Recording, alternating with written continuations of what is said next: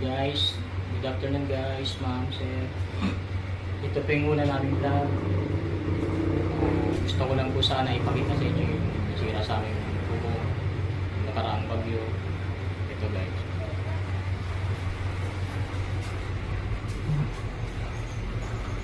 Yan.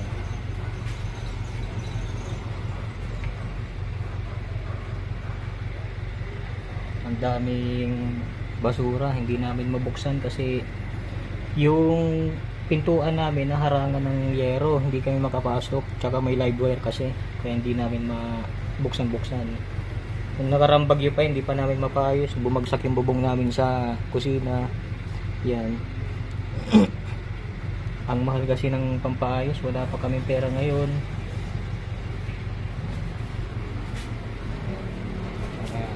Dito may tubo,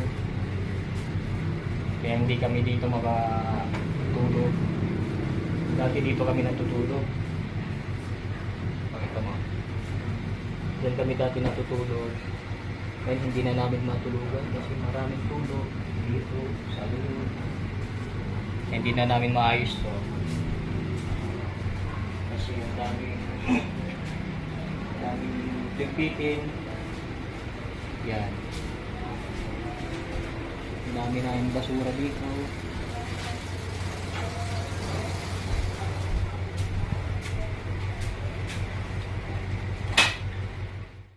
Ito po yung sinasabi ko sa inyo kanina, yung pintuan namin. Ayan, inarangan na lang namin para walang makapasok. Ayan, hindi na kami makadaan dyan kasi may nakaharang na yero. Ito.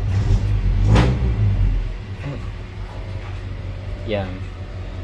Nung nakaraan kasi tatangkarin ko yan, nadala ako kasi paghawak ko biglang na kuryente. Hindi naman din ako marunong mag-ayos ng mga kuryente. Ayan yan. Wala na kaming gamit na kusina. Kaya ang kusina namin pansamantala, sa CR muna kami na guhugas dito.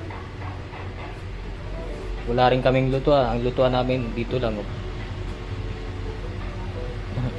Diyan na lang kami. Dati sa kusina namin nilalagay yan.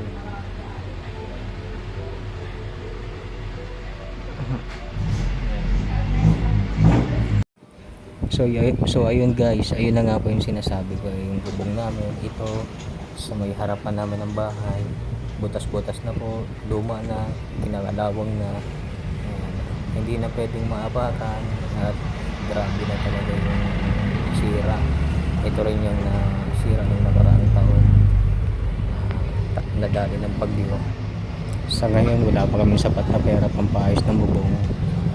Sana abangan nyo po. So yun guys, yun lang muna po ang video natin ngayong araw.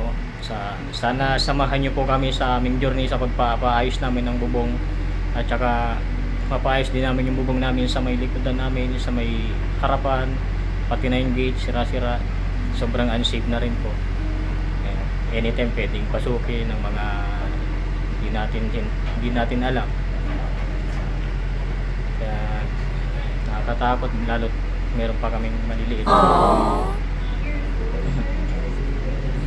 Yan guys, yun lang muna po. Maraming salamat. God bless. Thank you for your mercy.